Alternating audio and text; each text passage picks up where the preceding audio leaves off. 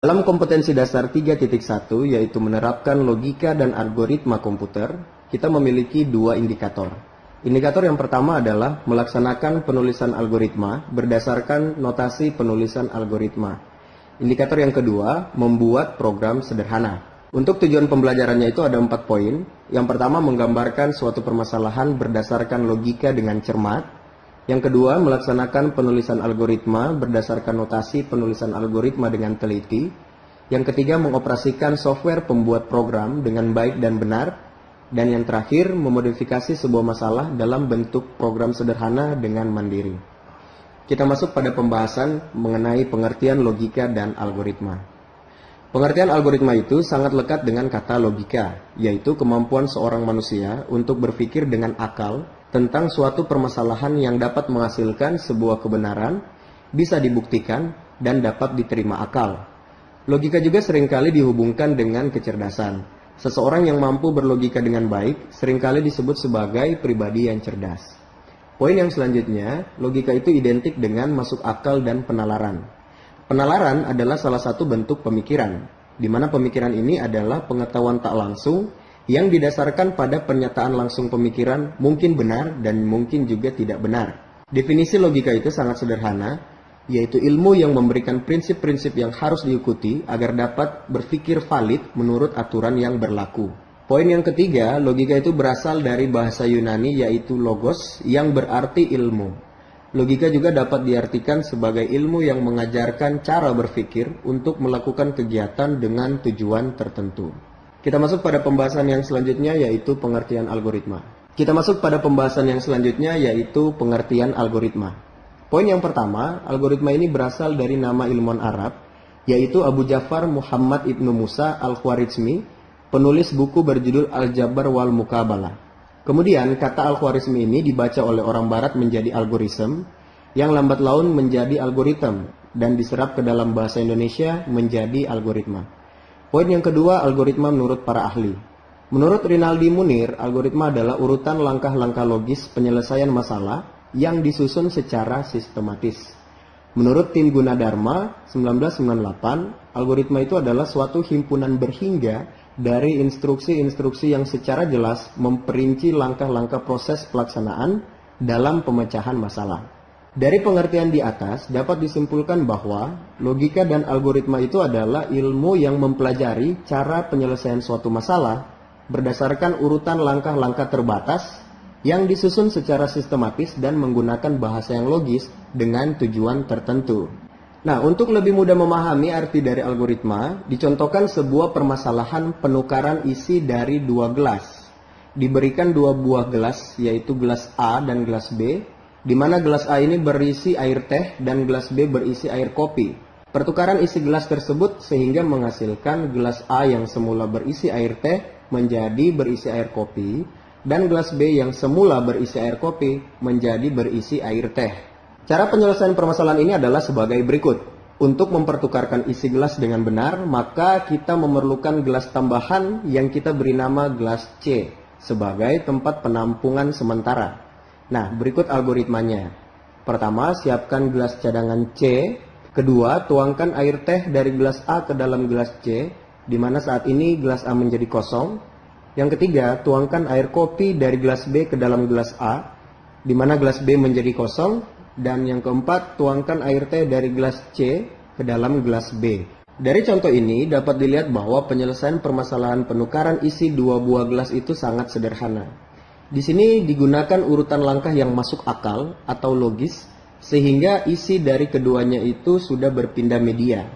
Yang awalnya itu air teh berada di gelas A, pindah ke gelas B, dan air kopi yang berada di gelas B, pindah ke gelas A.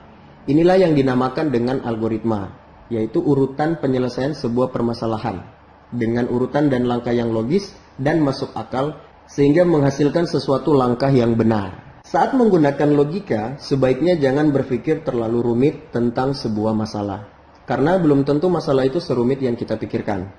Pikirkanlah hal yang paling sederhana untuk menyelesaikan masalah itu, sehingga kita tidak terjebak dalam pemikiran rumit yang dibuat sendiri. Dalam menentukan algoritma untuk menyelesaikan suatu permasalahan, mungkin kita akan dihadapkan pada beberapa pilihan algoritma. Oleh karena itu kita harus memiliki rambu-rambu dalam menentukan pilihan algoritma. Pertimbangan dalam pemilihan algoritma itu adalah yang pertama, algoritma haruslah benar. Artinya, algoritma akan memberikan keluaran sesuai seperti yang diharapkan dari sejumlah masukan yang diberikan. Jadi tidak peduli sebagus apapun algoritma itu, jika dia memberikan keluaran yang salah, maka sudah pasti algoritma tersebut bukanlah algoritma yang baik. Pertimbangan kedua yang harus diperhatikan adalah kita harus mengetahui seberapa baik hasil yang dicapai oleh algoritma tersebut. Hal ini penting terutama pada algoritma yang memerlukan aproksimasi hasil, yaitu algoritma yang hasilnya hanya berupa pendekatan. Algoritma yang baik harus mampu memberikan hasil yang sedekat mungkin dengan nilai yang sebenarnya. Pertimbangan yang ketiga adalah efisiensi dari algoritma itu sendiri. Efisiensi algoritma dapat ditinjau dari dua hal, yaitu efisiensi waktu dan memori. Meskipun algoritma memberikan keluaran yang benar atau paling mendekati, tetapi jika kita harus menunggu lama untuk mendapatkan hasil, semisal dalam waktu berjam-jam, maka biasanya algoritma tersebut tidak akan menjadi pilihan yang utama. Karena pada dasarnya setiap orang itu menginginkan keluaran yang relatif cepat.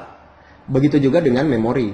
Semakin besar memori yang terpakai, maka semakin jelek algoritma tersebut. Tujuan dari belajar logika dan algoritma ini adalah agar kita dapat membiasakan diri melakukan suatu perencanaan apabila menyelesaikan suatu masalah. Karena suatu permasalahan yang diselesaikan dengan suatu perencanaan yang matang, maka akan mendapatkan solusi yang lebih optimal dibandingkan menyelesaikan masalah tanpa menggunakan suatu perencanaan. Kita masuk pada pembahasan yang selanjutnya, yaitu mengenai ciri-ciri, sifat, dan struktur dasar algoritma. Kita bahas terlebih dahulu tentang ciri-ciri algoritma. Tidak semua langkah penyelesaian masalah yang logis itu dapat disebut sebagai algoritma. Menurut Donald Knuth, paling tidak algoritma itu mempunyai 5 ciri penting. Yang pertama itu finiteness atau keterbatasan, di mana algoritma itu harus berakhir setelah mengerjakan sejumlah langkah proses. Jadi tidak boleh algoritma itu tanpa batasan. Jadi dia harus dalam bentuk keterbatasan. Yang kedua, definiteness atau kepastian, di mana setiap langkah harus didefinisikan secara tepat dan tidak berarti ganda atau ambigu. Yang ketiga, dia harus memiliki input, ya, di mana algoritma itu paling tidak memiliki 0 atau lebih data masukan. Yang keempat, output atau keluaran, di mana algoritma juga harus memiliki 0 atau lebih hasil keluaran. Yang terakhir, effectiveness atau efektivitas, di mana algoritma itu harus efektif, langkah-langkah algoritma itu dikerjakan dalam waktu yang wajar. Nah, selanjutnya sifat dari algoritma itu, yang pertama dia tidak menggunakan simbol atau sintaks dari suatu bahasa pemrograman tertentu. Yang kedua, dia juga tidak tergantung pada suatu bahasa pemrograman tertentu. Yang ketiga, notasi-notasinya dapat digunakan untuk seluruh bahasa manapun. Dan yang keempat, algoritma dapat digunakan untuk merepresentasikan suatu urutan kejadian secara logis dan dapat diterapkan di semua kejadian sehari-hari. Kita masuk pada pembahasan yang selanjutnya, yaitu struktur dasar algoritma. Yang pertama ada yang namanya runtunan atau sequence. Nah, sebuah runtunan ini terdiri dari satu atau lebih instruksi, di mana setiap instruksi itu dikerjakan secara berurutan sesuai dengan urutan penulisannya. Yakni sebuah instruksi itu dilaksanakan setelah instruksi sebelumnya sudah selesai dikerjakan. Urutan dari instruksi ini akan menentukan hasil akhir dari suatu algoritma. Bila urutan penulisan berubah, maka mungkin juga hasil akhirnya berubah. Sebagai contoh, perhatikan operasi aritmatika berikut ini. Dalam kurung 4 tambah 3 dikalikan 7 sama dengan 49. Tetapi bila urutan aksinya kita ubah, maka hasil keluarannya akan berbeda. Misalnya, kalau kita ubah 4 ditambah dalam kurung 3 kali 7, itu hasilnya adalah 25. Contoh lain dari runtunan aksi adalah algoritma penukaran dua bilangan bulat. Yaitu yang pertama kita deklarasikan misalnya A, B, dan C sebagai bilangan bulat. Lalu kita masukkan nilai A dan B. Yang ketiga kita masukkan nilai A ke dalam C, yang keempat kita masukkan nilai B ke dalam A, dan yang kelima kita masukkan nilai C ke dalam B. Jadi seperti itulah contoh dari struktur dasar runtunan atau sequence. Kita masuk pada struktur dasar yang selanjutnya, yaitu pemilihan atau selection. Kadangkala terdapat suatu kejadian yang baru akan dikerjakan jika suatu kondisi tertentu telah terpenuhi. Pemilihan yaitu instruksi yang dikerjakan dengan kondisi tertentu, di mana kondisi ini adalah persyaratan yang dapat bernilai benar atau salah. Jadi satu atau beberapa instruksi hanya akan dilaksanakan apabila kondisi bernilai benar. Sebaliknya, apabila salah maka instruksi tidak akan dilaksanakan. Sebagai contoh kasus pemilihan atau selection adalah dalam penentuan bilangan genap atau ganjil seperti berikut ini. Yang pertama, masukkan bilangan sebagai sebuah bilangan bulat.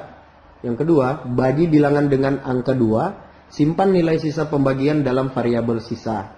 Yang ketiga, jika nilai sisa sama dengan 0, maka kerjakan langkah keempat. Langkah keempat itu adalah tampilkan kata genap ke layar komputer. Yang kelima, jika nilai sisa tidak sama dengan 0, maka kerjakan langkah 6. Di mana langkah 6 ini adalah perintah untuk menampilkan kata ganjil ke dalam layar. Ketujuh, selesai. Jadi di sini apabila salah satu kondisi sudah terpenuhi, maka akan dijalankan instruksi sesuai dengan kondisi tersebut. Struktur dasar yang selanjutnya yaitu pengulangan atau repetition.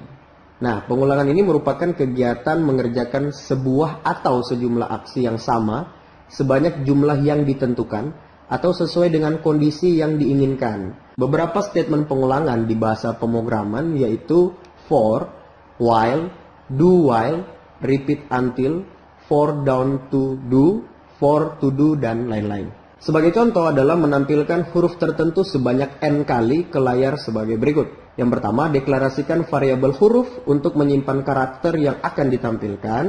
Kedua, deklarasikan variabel n untuk menyimpan banyaknya perulangan.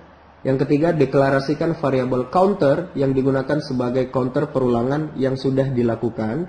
Yang keempat, masukkan sebuah karakter dan simpan dalam variabel huruf. Kelima, masukkan banyaknya perulangan yang diinginkan dan simpan dalam variabel n. Yang keenam, set nilai counter dengan 0. 7, tampilkan huruf ke layar. 8, lakukan penambahan counter dengan 1. 9, jika nilai counter kurang dari n, maka dia akan mengerjakan langkah ke-6, yaitu men-set nilai counter dengan 0. Yang ke-10, jika nilai counter sama dengan n, maka selesai. Oke, sampai di sini dulu untuk video pembelajaran kali ini. Kita akan berjumpa lagi pada video-video pembelajaran selanjutnya. Sekian dan terima kasih.